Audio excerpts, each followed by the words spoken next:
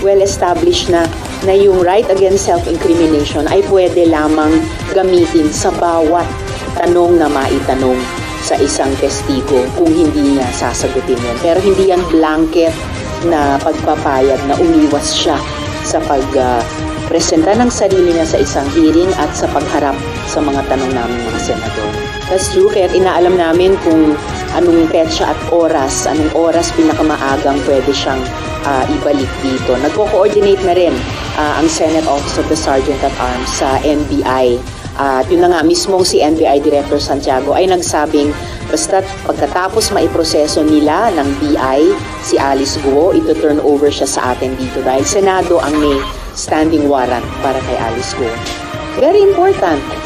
Tulad ng pag-anunsyo niya ng total ban sa POGOs nung kanyang SONA at pagsimula ng winding down hanggang December 31 at paghahanap ng alternatibong trabaho at hanap buhay, yung just transition para sa mga kababayan natin nagtrabaho noon o nagtatrabaho pa sa mga POGO na iyan. Lahat nito mga piyesa ng isang puzzle na dahan-dahang binubuo natin. At I am happy to say na matimbang na bahagi doon ang trabahong ginagawa ng Senado sa pag-iimbestiga dito laban sa POGO. So mabuti at malalakas nga ang mga statement ni Presidente tungkol kay Alice Guo. At ngayon nakita natin sa pakikipagtulungan ng iba't ibang mga grupo ay naaresto si Alice Guo. Pagkatapos ma-confirm natin na naaresto siya independently, na-confirm din namin sa mga Indonesian contacts namin ang pagka-aresto sa kanya, kaya terima kasih sa mga kaibigan natin sa Indonesia at maraming salamat sa lahat-lahat na nagtulungan upang siya ay madakip. Bubuin pa namin yung account nilang iyon para doon din sa investigasyon ng Subcommittee on Justice and Human Rights tungkol partikular sa pagtakas ni Alice Guo, ma-input namin yun at mabuo natin yung kwento ng kanyang pagtakas hanggang sa kanyang pag-aresto. I'm really hoping makaharap na siya bukas, so tina-target namin, but we can only target so much dahil malaking bagay muna malaman namin sa pagitan ng Indonesian at Philippine authorities kailan talaga at anong oras siya maibabalik dito. Iyan na lang ang missing in action pa, pero buo yung confidence ko na patuloy din siyang pinaghahanap tulad ng patuloy na paghahanap kay Alice Guo pagkatapos maaresto sina Sheila Guo at Cassandra Leong na nagbunga na ngayon sa pag-aresto kay Alice Guo. Kung makaharap na siya sa hearing bukas, yan ay hearing ng Justice and Human Rights Subcommittee. Ihaharap na namin siya doon kung nandito na siya sa Pilipinas. Kahit pa makaharap na siya bukas, ang source naman ng warrant niya ay mula sa Senate Committee on Women. So, kailangan pa muna siyang humarap sa susunod na hearing ng Committee on Women bago makapag-desisyon kami sa disposisyon namin sa kanya. She will stay here at the Senate. Tingnan po natin kung mahinog na yung unang-unang kasong isinampalaban sa kanya. Yun ang kaso ng DOJ for qualified human trafficking. So, qualified trafficking in persons na isang non-bailable offense. At kung hindi pa man at that point in time, kasi dadaan muna siya sa pagharap sa Committee on Women, magdidesisyon pa kami kung palalayain na ba siya sa Senado or i-detain pa rin namin. Kahit pa umabot sa puntong iyon, kung may nahinog ng court warrant of arrest, well and good. Kung hindi pa man, we could ask the BI, meron ba silang standing complaints laban sa kanya bilang isang dayuhang nandito sa Pilipinas, on the strength of which pwede pa rin nila siyang i-hold.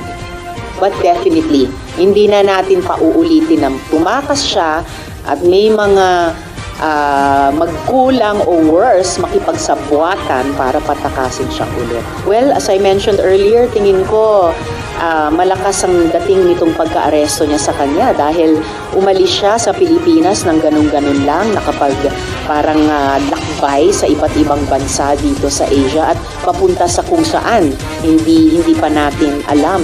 Pero hindi siguro magaan ang dating sa kanya na naaresto pa rin siya at ibabalik pa rin dito sa ating bansa kung saan nagpanggap siyang Pilipino, nagpanggap siyang Pilipinong mayor, lumabag siya sa iba't ibang batas ng Republika sa ilalim ng cover ng POGO. Definitely, ipinakita nitong pag-aresto kay Alice Guo na tumakas ka man, pag pinaghahanap ka ng mga otoridad at may tulong pa ng mga otoridad ng ibang mga bansa, kahit dun ka pa tumakas, ay maibabalik ka rin dito sa bansang Pilipinas. That should make a strong impression sa iba pang subjects ng warrant of arrest na patuloy pa rin tumatakas o nagtatago. Well, plano na rin ng Senate Committee on Women na sana sa loob ng 2 o 3 hearing mai-wrap up na po namin. Meron pa po kaming mga pending issues, pangunahin na nga yung pagharap at pagsagot ni Alice Guo, yung pagtatanong namin sa ilan pang mga personalidad na lumitaw ang kanilang mga pangalan konektado sa mga POGOs, yung hindi pa natapos na kwento ng Pharmally at kung yung mga taong na-identify noon sa Pharmally investigation na lumilitaw ngayon sa investigasyon namin laban sa POGO ay mayroong ding accountability doon. So, on track pa rin ang Senate Committee on Women, very big break para sa ating lahat yung pagka-aresto kay Alice Guo. Maaring hindi siya yung pinakamataas pa, maaring hindi pa siya yung kumbaga malaking isda rito. At yun yung gustong tumbukin ng Committee on Women bilang bahagi ng pag-wrap up ng kabuuang 4 na taon ng investigasyon laban sa POGOs. Standing pa rin yung warrant of arrest issued ng Senate Committee on Women. So oras na mapasakamay siya sa mga otoridad, inaasahan ko, tulad ni Alice Guo dun sa isang investigasyon, kumarap na si Apollo Kibuloy sa aming investigasyon dito sa Senado. At the same time, naninindigan ang Department of Justice among different executive agencies na valid pa rin yung operation ng pag-serve ng warrant of arrest laban kay Kibuloy.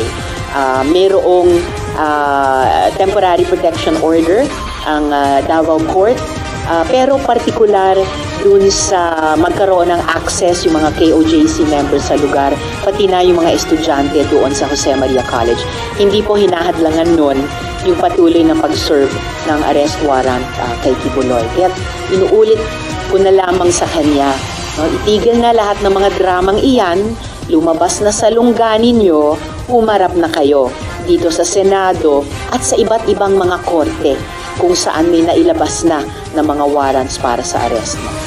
Well, siguro yung mapapaniwalaan lamang na detect ay yung sinasabing 8 heartbeats dun sa tunnel or sa bunker na usually makina na ginagamit para iligtas ang buhay ng mga victim survivors ng mga sakuna tulad ng lindol.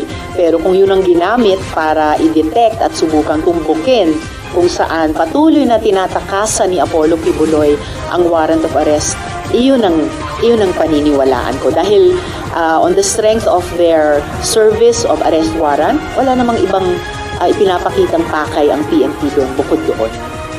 Wala po siyang mag-impose ng mga kondisyon. Siya po ang may obligasyon, hindi lang sa gobyerno, pero sa taong bayan, na tulad ng sino mang mamamayan na covered, hindi ng 1, hindi ng 2, kundi 3 warrants of arrest, humarap na po siya.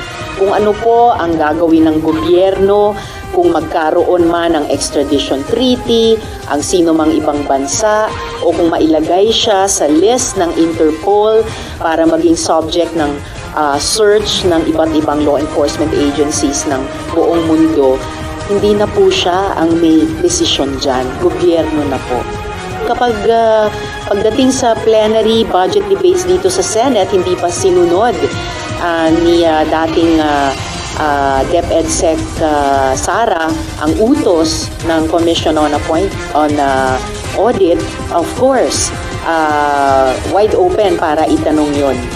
Itanong ko o nino mang kasama ko dito sa Senado dahil idinadaan ang bawat ahensya sa ganyang proseso. Pagsagot sa mga tanong o utos na ng COA bilang pagtimbang kung justified ba yung hinihingi nilang budget para sa susunod na taon. Hindi ako surprised.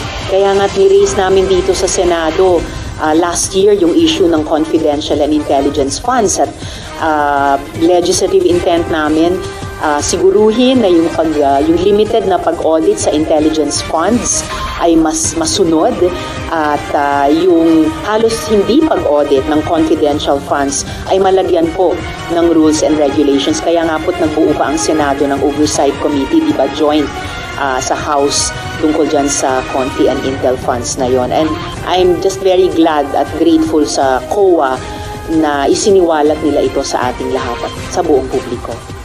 All agencies ay subject sa anumang pagtatanong mula sa Kongreso. Bilang sila executive, sila ang gagastos ng budget na iyan, pero kailangan muna sila dumaan sa scrutiny ng other branch and co-equal branch of government.